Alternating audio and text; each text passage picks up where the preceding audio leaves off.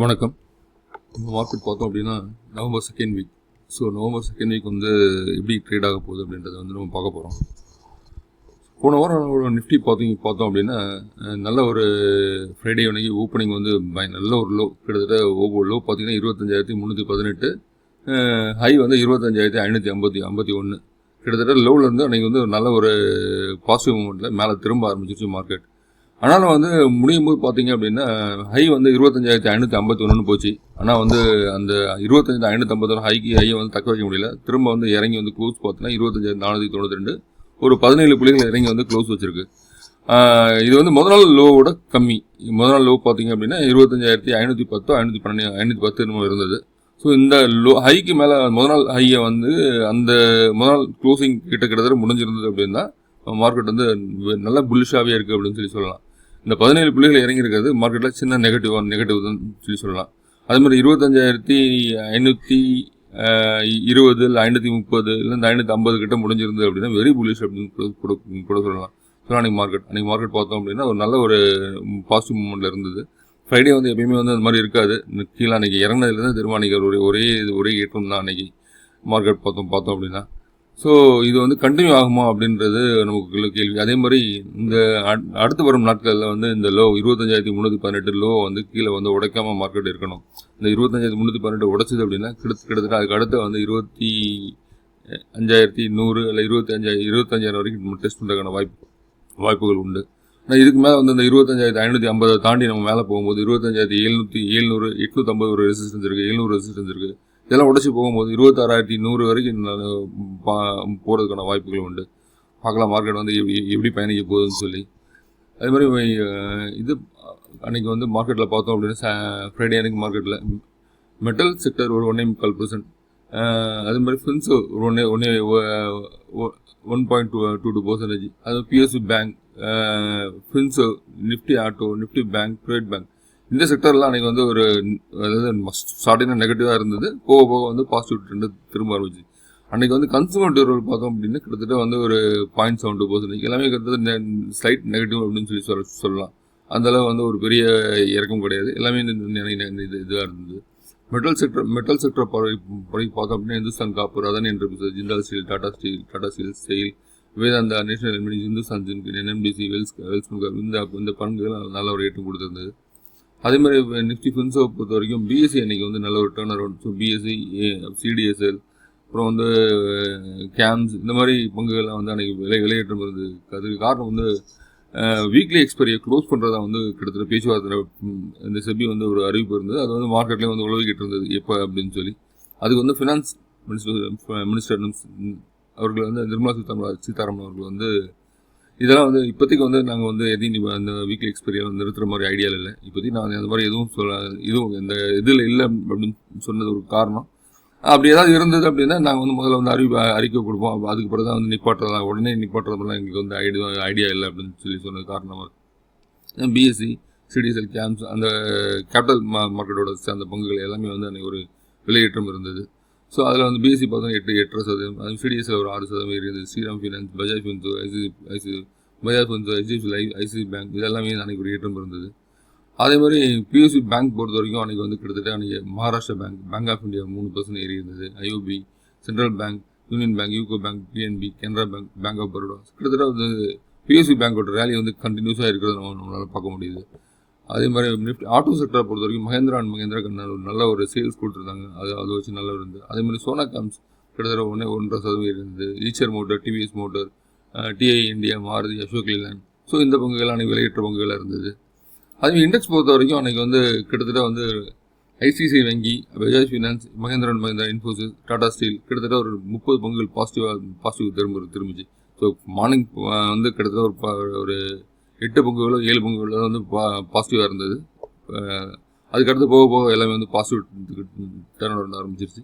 அது 20 பங்குகள் நெகட்டிவ். அதில் பாரதி ஏர்டெல் ஒரு பெரிய அளவு நெகட்டிவ். அதுக்கு காரணம் வந்து பார்த்தோம் அப்படின்னா அன்றைக்கி வந்து மார்க்கெட்டில் அவங்களுடைய ஸ்டேக் வந்து ஒரு 10,000 கோடிக்கு வந்து செல் பண்ணியிருக்காங்க. ஸோ ஃபாரின் இன்வெஸ்டர்ஸ் இருந்த ஸ்டேக்கை வந்து அவங்க விற்றுருக்காங்க. ஸோ அது வந்து நிறைய பேர் வாங்கியிருக்காங்க. அன்றைக்கி வந்து ஒரே நாளில் மொத்தம் 10,000 கோடி விற்றதுனால அவங்க கிட்டத்தட்ட ஒரு 4.3% இறங்கி இருந்தது. ரிலையன்ஸோட 1.5%, HDFC bank, ITC, TCS, Hindustan Unilever, tech Mahindra, axis bank, SBI இந்த பங்குகள்லாம் அன்றைக்கி வந்து விலை இறக்க பங்குகளாக இருந்தது.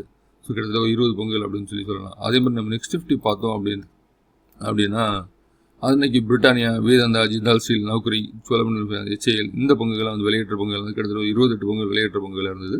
ஒரு 22 பங்குகள் விலையிறக்க பங்குகள், அதில் திவிஸில் Bajaj holding, IndiGo, Godrej properties, Godrej consumer product, ABB, DMart, power finance corporation, LT Mindtree, Indian hotel, Adani power, cement, Dabur இந்த பங்குகள்லாம் வந்து அன்றைக்கி வந்து விலையிறக்க பங்குகளாக இருந்தது. ஸோ மார்க்கெட் பொறுத்த வரைக்கும் நமக்கு வந்து ஒரு நல்ல பாசிட்டிவ் சென்டிமெண்ட்டுக்கு திரும்பி இருக்கிறத நம்ம பார்க்க முடியுது. ஸோ சார்ட்டை பொறுத்த வரைக்கும் ஸோ அன்றைக்கி வந்து முதல் நாள் க்ளோசிங் பார்த்தோம் அப்படின்னா 25,510 கிட்ட க்ளோஸ் ஆயிருந்தது. நேற்று வந்து கிட்ட 25,550 போயிட்டு கிட்டத்தட்ட வந்து நல்ல ஒரு க்ளோசிங், இந்த ரேஞ்சு க்ளோசிங் சொல்லலாம். இது வந்து அதுக்கு அடுத்து நம்ம எதிர்பார்க்குறது எது வரைக்கும் எதிர்பார்க்குறோம்னா 26,100 வரைக்கும் நம்ம போகக்கூடிய வாய்ப்புகள் இருக்குது அப்படின்னு நம்ம எதிர்பார்க்குறோம். இது வந்து வீக்லி சார்ட் நம்ம எடுத்துருக்காது. ஸோ வீக்லி சார்ட் பார்த்தாலும் ஒரு நல்ல ஒரு கிட்டத்தட்ட ஒரு பாசிட்டிவ் புல்லிஷ்க்கு திரும்பதையும் காமிச்சிருக்கு. அதே மாதிரி 1 ஹவர் கேண்டல் அதுவும் நல்ல ஒரு பாசிட்டிவ் ட்ரெண்ட் கிட்டத்தட்ட வந்து ஒரு நல்ல ஒரு ரேஞ்சில் முடிச்சிருக்கிறது நம்மளால் பார்க்க முடியுது. ஸோ நிஃப்டி பொறுத்த வரைக்கும் ஒரு நல்ல ஒரு ரேஞ்சில் முடிஞ்சிருக்கு. பேங்க் நிஃப்டி பார்த்தோம் அப்படின்னா அதுவும் கிட்டத்தட்ட வந்து நல்ல ஒரு கன்சாலிடேஷன் ஆகி கிட்டத்தட்ட வந்து நல்ல ஒரு பாசிட்டிவ் சென்டிமெண்ட் முடிஞ்சிருக்கு.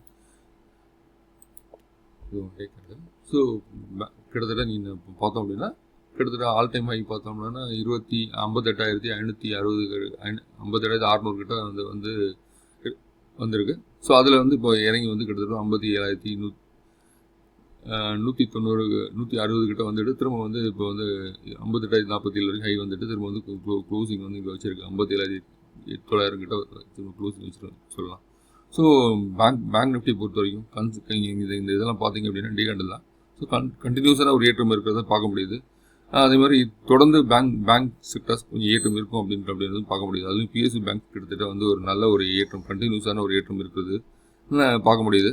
அதில் வந்து பொதுவாக பார்த்தோன்னா Canara bank, bank of India, அப்புறம் பஞ்சாப் நேஷ்னல் பேங்க், CUB, இந்த மாதிரி union bank of India, Indian bank, இந்த மாதிரி மகாராஷ்டிரா பேங்க். ஸோ இந்த மாதிரி பங்குகள் எல்லாமே ஒரு நல்ல ஒரு ஏற்றம் கண்டினியூஸான ஒரு ஏற்றமும் இருக்குது. இப்போதைக்கு வந்து மற்ற செக்டரோட பேங்கிங் செக்டரோட ஸ்டாக்ஸ் வந்து நல்லா இருக்குது அப்படின்றது நம்மளால் பார்க்க முடியுது.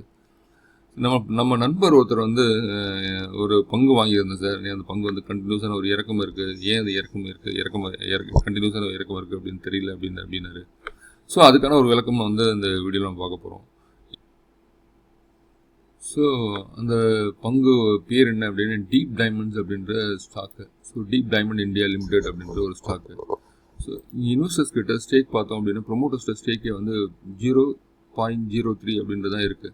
FIS ஸ்டேக் வந்து 0.35 இருக்குது. இது யாரோ ஒருத்தர்கிட்ட இருக்குது, விகாஸ் இந்தியா ஃபண்ட் அப்படின்னு சொல்லி ஒருத்தர்கிட்ட வந்து இது இருக்குது. ஸோ இது நிறுவனத்தோட ஓனர்ஷிப் அவங்களே இருக்கலாம். அதேமாதிரி ஷேர் ஹோல்டர்ஸ் கிட்டத்தட்ட பப்ளிக் கிட்ட தான் வந்து கிட்டத்தட்ட 99% ஸ்டேக் வந்து பப்ளிக் தான் இருக்குது. ஸோ இந்த மாதிரி கம்பெனியை வந்து நம்ம பக்கத்தில் போகிறதே ஆபத்தான ஒரு செயல் தான் எனக்கு தெரிஞ்ச வரைக்கும். அது மாதிரி பேலன்ஸ் ப்ராஃபிட் அண்ட் லாஸ் பார்த்தோம் அப்படின்னா கண்டினியூஸான ஒரு சேல்ஸ் இருந்திருக்கு. மார்ச் 2023 பார்த்தீங்கன்னா 7.67 கோடி காமிச்சிருக்காங்க. மார்ச் வந்து டிக்ரீஸ் ஆகி 1.25 காமிச்சிருக்காங்க. இதே பார்த்தோன்னா 86 லட்சம் தான் வந்து 0.86 லட்சம் தான் வந்து கடைசியாக வந்து ப்ராஃபிட் காமிச்சிருக்கிறாங்க. இங்கே வந்து பார்த்தோம் அப்படின்னா 4.81 கோடி ஈக்விட்டி கேபிட்டல். ஸோ 74 லட்சம் இங்கேயும் அது வந்து மைனஸ் ஆயிடுச்சு. ஸோ கடன் வந்து பார்த்தீங்க அப்படின்னு சொல்லி கேஷ் வச்சுருக்காங்க, கடன் வந்து இல்லை. ஸோ ஆனால் சேல்ஸ் இல்லை, இந்த கம்பெனியோட ப்ரொமோட்டர்ஸ் கிட்ட கம்பெனி இல்லைங்கும் போது நமக்கு வந்து நிறுவனம் வந்து ஆபத்தான ஒரு நிறுவனம் இது இருக்குது அப்படின்றது நம்மளால பார்க்க முடியுது. இது வந்து கம்பெனி பார்த்தீங்க அப்படின்னா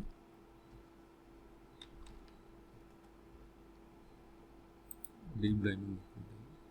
ஸோ ஓகே, இந்த பங்கு தான் இது பார்த்தீங்க அப்படின்னா இப்போ வந்து கண்டினியூஸாக ஒரு இறக்கத்தில் இருக்குது. கேண்டில் வைக்கிறேன், இது வரைக்கும் ஏறி இருக்குது. ஸோ இங்கே அதுக்கு பிறகு கண்டினியூஸான ஃபால். யாரோ ஒரு நண்பர் சொன்னான்னு சொல்லி இப்போ வாங்கியிருக்காரு. ஸோ அது பிறகு ஏற்றம் இருக்குது. அது பிறகு கண்டினியூஸான ஒரு இறக்கம் அப்படின்னு சொல்லி பார்க்க முடியுது. இந்த மாதிரி பங்குகள்லாம் வந்து அதாவது ஏற்றம் இருக்கும். ஒரு வருஷம் வரைக்கும் ஏறிட்டு திரும்ப வந்து அதாவது ப்ரொமோட்டர்ஸே ஏற்றுவாங்க. இல்லை யாராவது வந்து இந்த டெலகிராமில் வந்து நிறைய மெசேஜ் போடுறாங்க இல்லையா, இந்த பங்கு வாங்குங்கன்னு சொல்லி. ஸோ ஃபேக் மெசேஜஸ் வந்து நம்மளை வாங்க வைப்பாங்க. வாங்கி ஒரு ஹை விலைக்கு போகவுமே வந்து நம்ம யாரெல்லாம் அந்த ஹை விலைக்கு கிட்டத்தட்ட போய் வாங்குறோமோ வாங்கேருந்து அடி துவச்சி எடுத்தாங்கன்னா கீழே டமால் வந்து அந்த பங்கு இறங்கி முடிகிற வரைக்கும் வந்துவிடும், பார்த்தீங்கன்னா தெரியும். ஸோ இது வந்து மந்த்லி சார்ட் வச்சுருக்கேன். இது ஆல்ரெடி வந்து நவம்பர் 22 நவம்பரில் இந்த டிசம்பரில் வந்து நடந்திருக்கு. அதுக்கடுத்து ஜனவரியிலும் வந்து 23 ஜனவரியில் நடந்திருக்கு. ஒரு மேலே வரைக்கும் கொண்டு போயிருக்காங்க. திரும்ப அங்கேருந்து அடி அடித்து கொண்டு வந்து இங்கே வரைக்கும் கொண்டு வந்துட்டாங்க. ஸோ இந்த இடத்துல வாங்கினவங்களுக்கு ஒரு பெரிய அடி தான். கிட்டத்தட்ட 1000 பங்கு 2000 பங்கு இந்த பென்னி ஸ்டாக் அப்படின்னு சொல்லி கிட்டத்தட்ட நிறைய பேர் இந்த விலை கிடைக்குதுன்னு சொல்லி வாங்குவாங்க. இதை போய் மாட்டினோம் அப்படின்னா இந்த இடத்துல போய் மாட்டுறவங்க அவ்வளோதான் ஒன்று. அப்புறம் கடைசியில் வந்து இங்கேருந்து திரும்ப வந்து இது வரைக்கும் இங்கேருந்து ஸோ இங்கேருந்து இறங்க ஆரம்பிச்சிருக்கு.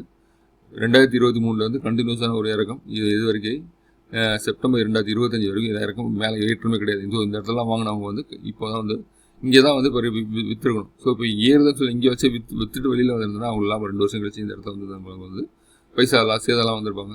நம்ம இன்னும் கையில் வச்சுட்டு திரும்ப இறங்க ஆரம்பிச்சிருச்சு. ஸோ இந்த இடத்துல ஸோ இதுவும் வந்து கண்டினியூஸாக இது வரைக்கும் ஒரு இப்போ மேலே வாங்கினவங்களுக்கு கண்டிப்பாக ₹4 வரைக்கும் வெறும் செல்லர்ஸ் இருப்பாங்க, யாரும் பையர்ஸ் இருக்க மாட்டாங்க. ஸோ மேலே ஏறும்போது பையர்ஸ் ஆக்டிவாக இருப்பாங்க, இறங்கும் போது பையர்ஸ் யாரும் ஆக்டிவாக இருக்க மாட்டாங்க. ஸோ முக்கியமான ஒரு இந்த மாதிரி பங்குகள்லாம் வந்து இப்போ மாட்டாதீங்க. நல்ல பங்குகளை வந்து தேர்ந்தெடுத்து வாங்குங்க. எப்பயுமே வந்து நல்ல ஒரு பலன்.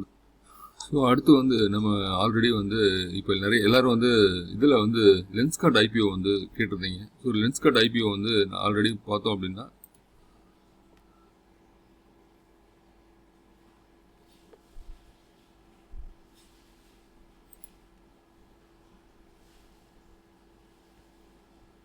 ஸோ 37 ஷேர் 382 மணிக்கு எல்லாம் சப்ஸ்கிரைப்லாம் முடிஞ்சு போச்சு. ஐபிஓ மண்டே அன்னைக்கு வந்து உங்களுக்கு வந்து வரப்போகுது. ₹2 ஈக்விட்டி ப்ரைஸ் ஃபேஸ் வேல்யூ வந்து கொடுத்துருக்காங்க. ஸோ ஐபிஓ லிஸ்டிங் வந்து 10ஆம் தேதி நாளைக்கு வந்து மார்க்கெட்டுக்கு வந்து வரப்போகுது. ஸோ இப்போ வந்து என்ன ஒரு கேள்வி அப்படின்னா, நமக்கு வந்து லிஸ்டிங்கில் கெயின் கிடைக்குமா கிடைக்காதா அப்படின்னு நிறைய பேர் கேட்டிருந்தீங்க. ஸோ இந்த லிஸ்டிங் கெயின் அப்படிங்கிறது வந்து ஒரு கிரே மார்க்கெட் ப்ரீமியம் தான். இது வந்து பந்தயம் கட்டுற மாதிரி தான், ஏறாது அப்படின்னு சொல்லி பந்தயம் கட்டுற மாதிரி தான். ஒரு நல்ல கம்பெனியாக இருந்ததுன்னா ஐபிஓ ப்ரைஸில் வந்து லிஸ்டிங் ஆகும்போது ஏறலைனா கூட பின்னாட்களை இப்போ லைஃப் ஸ்டாண்டிங் எடுத்து சிபி ப்ளஸ்லாம் எடுத்துக்கிட்டிங்கன்னா நல்ல நிறுவனம் இப்போ வந்த பிறகு இப்போ 1500 கிட்ட ட்ரேட் ஆகுது. நல்ல நிறுவனமாக இருந்தால் கண்டிப்பாக ஏற ஆரம்பிக்கும், ஒன்றும் பிரச்சனையே கிடையாது. லென்ஸ்கார்ட் பொறுத்த வரைக்கும் அப்படி கிடையாது. அவருடைய ஓனர்ஷிப்பே வந்து அவங்களுடைய ஸ்டேக் வந்து செல் பண்ணிட்டு வெளியில் வந்துட்டாங்க. இப்போ வந்து ஆல்ரெடி வந்து ப்ரீமியம் பார்த்தீங்கன்னா ஒரு ₹100 வரைக்கும் ஒரு ஷேருக்கு ஒரு ₹90 ₹100 வரைக்கும் ப்ரீமியம் போச்சு. ஆனால் இப்போ பார்த்தோம் அப்படின்னா இப்போ ப்ரீமியம் வந்து ரொம்ப கம்மியாக இருக்குது. ஸோ ₹382 வந்து இப்போ நம்ம ட்ரேட் ஆகுது அப்படின்னா இந்த ₹382 நமக்கு வந்து ஸோ இஷ்யூ ப்ரைஸ் வந்து ₹402. இதில் என்ன இஷ்யூ ப்ரைஸ் கொடுக்குறாங்கன்னு தெரியல. ₹402 கொடுத்தாங்கன்னா கிட்டத்தட்ட இதுலேருந்து ஒரு 10% 15% கீழே விழுந்து கூட நமக்கு வந்து கீழே இறங்கி ட்ரேட் ஆகிறது கூட வாய்ப்புகள் உண்டு. ஸோ எனக்கு தெரிஞ்ச வரைக்கும் இந்த இது வந்து பேடிஎம் மாதிரி தான். கீழே அங்கேருந்து மேலேருந்து கீழே விழுந்துக்கிட்டே இருக்கும். நீங்கள் உங்ககிட்ட ஸ்டாக் வந்து அலர்ட்டாக இருந்தது அப்படின்னா மார்க்கெட்டில் வர்றப்போ வந்து மேக்ஸிமம் லாஸ்க்கு கொடுத்துட்டு வெளியில் வந்துடுங்க. லென்ஸ்கார்ட் பொறுத்த வரைக்கும் பெட்டரான ஒரு இதாக தான். லென்ஸ்கார்ட் ஐபிஓ கையில் வச்சுருந்தீங்கன்னா கிட்டத்தட்ட ஒரு ₹150 ₹100 கூட போக வாய்ப்பு உண்டு. எனக்கு தெரிஞ்ச ₹150 வரைக்கும் கீழே போகிறதுக்கான வாய்ப்புகள் உண்டு அப்படின்னு தான் தெரியுது. அப்புறம் நீங்கள் வந்து பொறுத்திருந்து தான் வந்து விற்க வேண்டியது இருக்கும். ஸோ அதனால் வந்து மார்க்கெட்டில் என்ன ப்ரைஸ் கிடைச்சாலும் உங்களுக்கு செல் பண்ணிட்டு வெளில வந்துட்டு வேறு ஒரு இது ஸ்டாக்கில் வந்து போட்டு நீங்கள் அந்த என்ன லாஸை வந்து நீங்கள் மேக் பண்ணிக்கோங்க, பெட்டராக இருக்கும்னு எனக்கு தோணுது. ஸோ இது வந்து இந்த ஐபிஓ வந்து அவ்வளோ நல்ல ஐபிஓ எனக்கு தெரியல. ஸோ முக்கியமானது நிறைய பேர் வந்து நிறைய இஷ்யூக்கு நிறைய கொடுத்துருந்தாங்க வாங்க இதுன்னு சொல்லி. என்னை பொறுத்த வரைக்கும் இந்த லென்ஸ்கார்ட் ஐபிஓ பெரிய இதுவாக தெரியல அப்படின்னு தான் நான் சொல்லுவேன். நான் ஆல்ரெடி நம்ம குரூப்பில் வந்து லென்ஸ்கார்ட் ஐபிஓ கண்டினியூஸாக நான் இதனுடைய என்னென்ன பிரச்சனைகள் இருக்குது என்னெல்லாம் இருக்குது அப்படின்றத நான் போட்டுக்கிட்டு தான் இருந்திருக்கேன். நீங்கள் வாட்ஸ்அப்பில் குரூப்பில் இருந்தவங்களுக்கும் நமக்கு தெரியும், நம்ம வாட்ஸ்அப் குரூப்பில் இருக்கிறவங்களுக்கு தெரியும் லென்ஸ்கார்ட் ஐபிஓ பற்றி நான் என்ன போட்டிருந்தேன் அப்படின்னு சொல்லி. ஓகே நண்பர்களே, தேங்க்யூ. இந்த வீடியோ ரொம்ப லிங்காக இருக்குது. ஸோ அடுத்த இன்னும் 2-3 வீடியோ நான் போஸ்ட் பண்ண போகிறேன். அதில் வந்து அடுத்த வாரத்துக்கான ஸ்டாக்குக்கான ஒரு வீடியோ, போன வாரம் என்னென்ன பங்குகள்லாம் ஏறி இருந்தது அப்படின்றப்பட்ட வீடியோவும் நான் போஸ்ட் பண்ணுறேன். இப்போ அதை நீங்கள் பாருங்கள். உங்களுக்கு பிடிச்சிருந்தா இந்த வீடியோ வந்து நண்பர்களுக்கு சப்ஸ்கிரைப் பண்ணுங்கள், நண்பர்களுக்கும் வந்து ஷேர் பண்ணுங்கள். தேங்க்யூ.